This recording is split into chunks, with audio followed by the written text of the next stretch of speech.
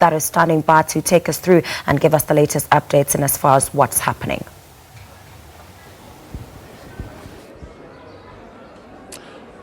Well, we continue to speak to various people who arrive here, invited guests, political leaders, ordinary people, business people, soccer stars, and of course with me is the EFF Deputy Secretary General, Sengiwe Mkhalipi, who's also here. So you're here, and then you are coming to be part of this occasion. How does it feel? No, it's okay, because elections are over. So Cyril Ramaphosa won elections. So we're here as economic freedom fighters to say that we are part of South Africa, so we must come and congratulate him. So not only congratulate him, I guess, because I guess you want the country to succeed, to support him. Yes, indeed. He's a president now. We need to be supported. So, well, as the EFF, we are not here to say to him, we are not going to challenge him. So you know that we are an opposition party in the National Assembly. We are the third largest political party in the National Assembly. So we are going to remind him of what we said to him last time, that we need land. So there is an expropriation of land without compensation that was processed on the last parliament, the 5th parliament. So well, we are going back there to remind him to continue to expropriate land without compensation. Well, it's not it's not only that. I guess you want to do much more than that, because I know you want to put him on his nose so that he fulfills all his promises. Yes, indeed. You know, during the sworn-in of members, our president, SABC, also congratulated him, and he told him that no, he must not listen to Stellenbosch mafias. So indeed, he must not listen to a group of people who didn't vote for him.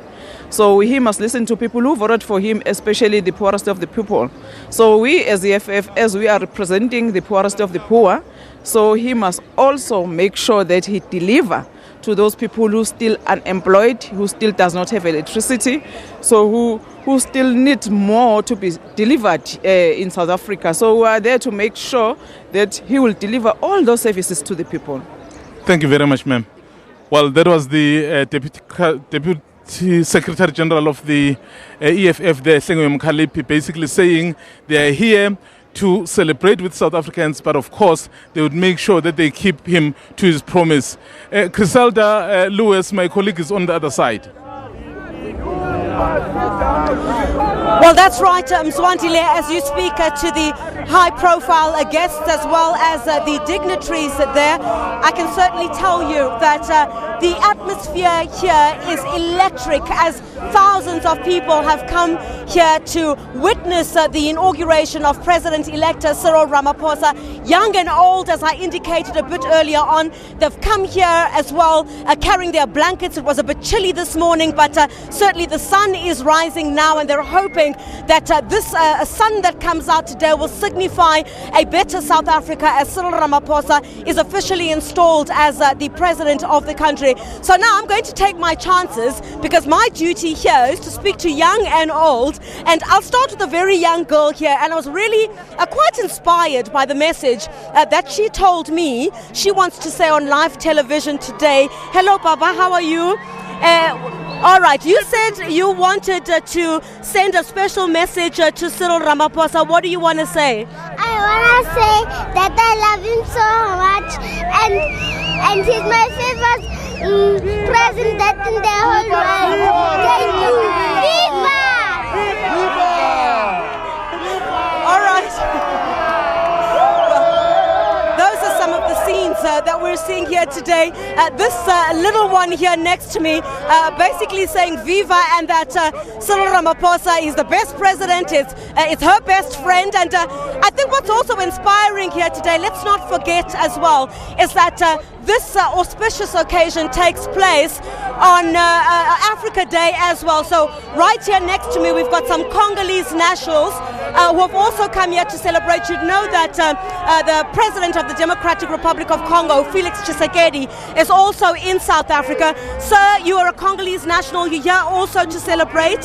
Tell us why it was important for you to come here. Normally, we have come to South Africa today to witness today and show the nation that we are one in Africa.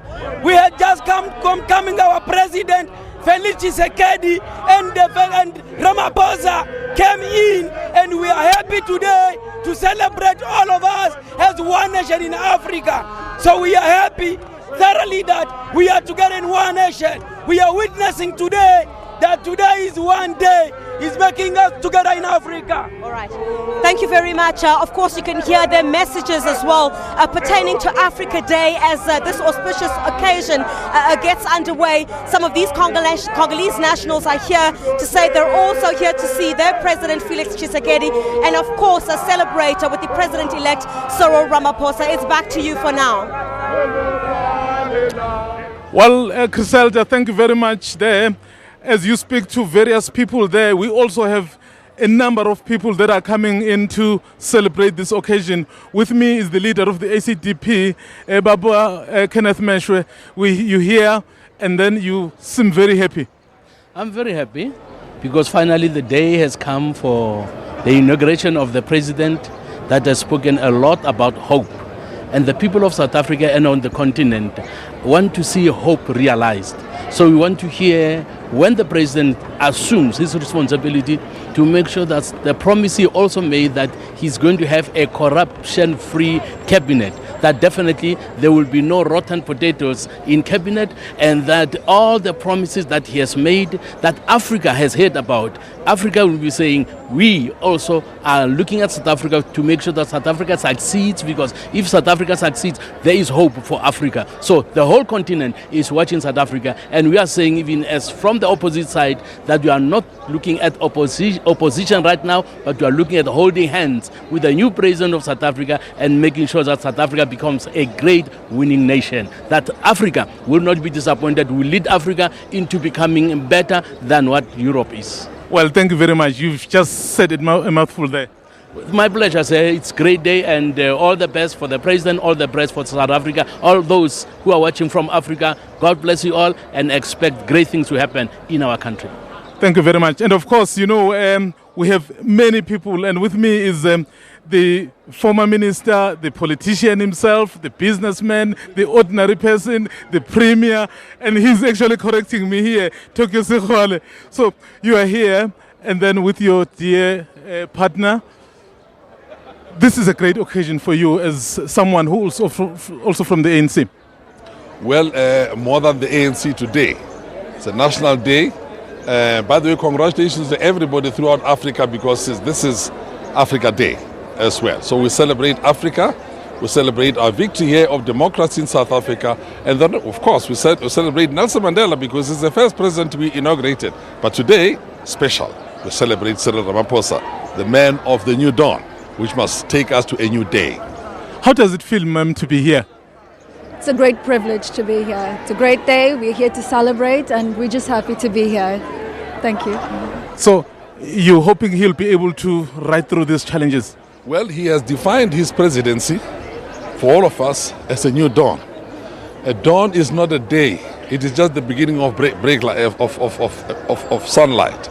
So what we are going to need is for Cyril to take us now into the new day. That's why we say a dawn of a new day. So that what is the new day? To shine the sun now, full sun, into those parts of the country where people are crouching, they don't have housing, education, health, and so on. To shine the sun into those areas where people are doing wrong, against corruption and so on. So we wish him very well. We hope it becomes a steady presidency. He spoke very well in Parliament by saying that decisions are going to have to be taken, tough decisions. So we've got to weigh that. But today, it's a day of smiles. We hug with everybody, wish him well. And of course, it's not an easy job. It is not an easy job. He needs the prayers of a lot of people for success. Not his success alone, but success of our country. Thank you very much, sir. Well, there was Tokyo Sekhwale there. I mean, he's used to wear many hats. He used to be the premier, the minister, the business person, and of course, he's a stalwart of the ANC. He's wishing the president-elect all the best. Sakina?